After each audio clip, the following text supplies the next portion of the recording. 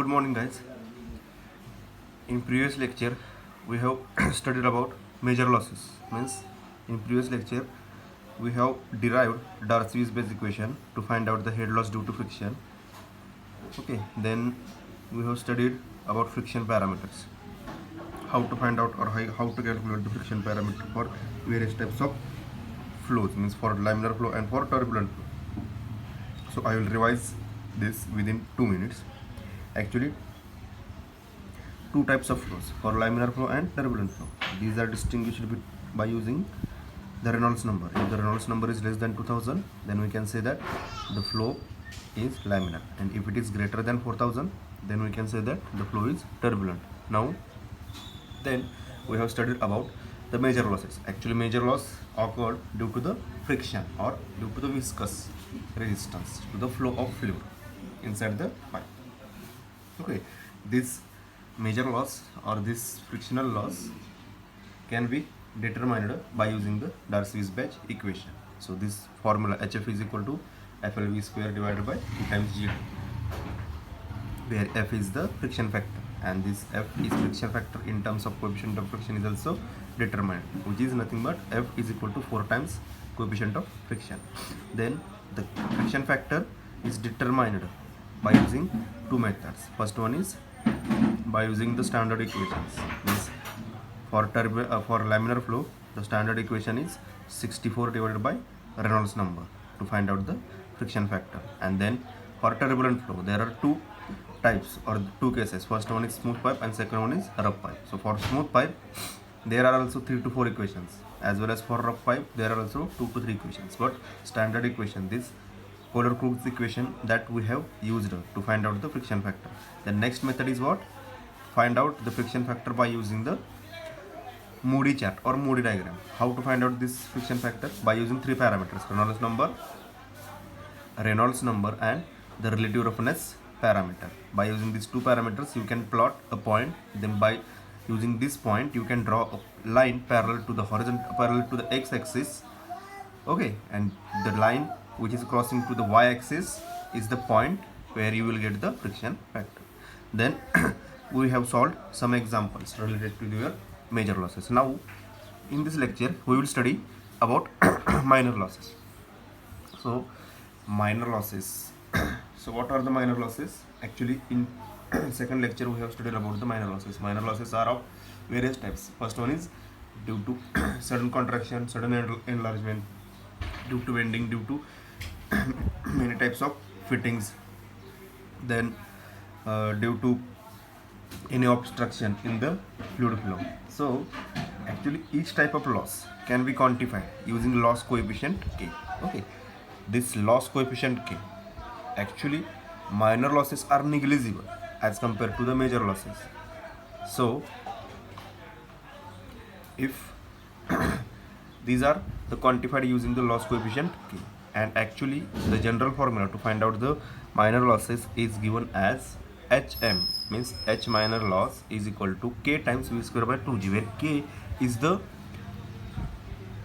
coefficient, means quantified coefficient, loss coefficient K, which is different for various types of minor losses. Okay, so HM is minor loss and K is the minor loss coefficient, and the value of the K is typically provided for various types or devices. So this formula HM is given by the formula minor loss is equal to K times V square by 2G. Note, if length is greater than 1000 times D, or the ratio L by D ratio is greater than 1000, the minor losses become significantly less than that of the major losses, and hence these minor losses can be neglected. Okay, so there are various types of minor losses. So first one is head loss due to contraction in pipe, in which these are categorized as suddenly contraction, gradual contraction. Then next is minor loss due to entrance or minor loss at the entrance. Then third one is minor loss due to enlargement of pipe, which also carry the sudden enlargement and gradual enlargement. Then fourth one is at or exit, minor loss at the exit of the pipe. Then fifth one is due to pipe fittings, and sixth one is due to bends and elbows. Okay, so now we will see the first one, minor loss or head loss due to contraction of the pipe, which include sudden contraction and gradual contraction. As we know that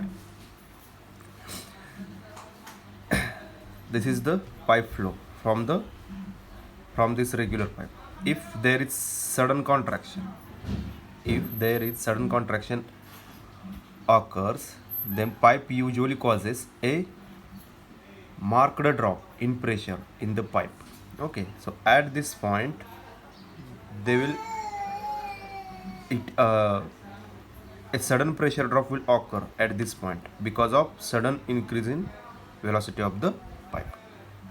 Okay, so a sudden contraction in pipe usually causes a marked drop in pressure in pipe because of both the increase in velocity and the loss of energy of turbulence, and this is given by this formula: Hm is equal to Kc into V square by V2 square by 2g. V2 is the velocity in the next pipe, next section.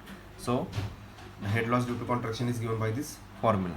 Now next is head loss due to enlargement of the pipe or gradual contraction. Here the gradual contraction is given by this angle alpha. This is also given by this formula Kc dash V2 square by 2g, where Kc is the gradual contraction coefficient. In each formula you will get the K value. Depending on this K, the type is there. So this is due to the gradual contraction, you will get this gradual contraction coefficient. Then next is entrance loss. Entrance loss is given by this formula: Hm is equal to Ke V square by 2g, where Ke is nothing but the coefficient, entrance loss coefficient. Entrance loss coefficient values are given for different types. For such type of entrance, it is equal to 0.5. For such type of entrance, it is equal to 1. For such type of entrance, it is equal to 0.04. So in this way, the entrance coefficient is varied from different geometry to geometry. So entrance loss can be determined by using this formula Ke into V square by 2g.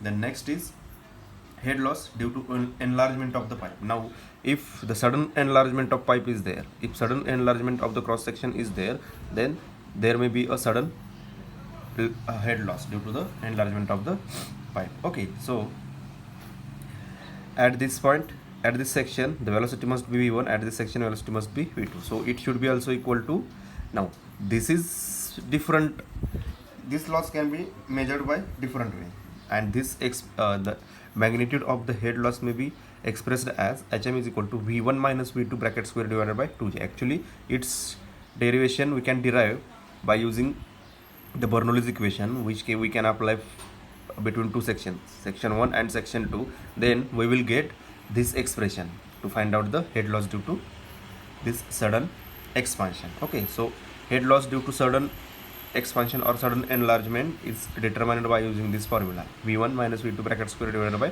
2 times g. Now next is, this is due to gradual enlargement. Same here, only the coefficient due to gradual enlargement is there: V1 minus V2 bracket square divided by 2 times g.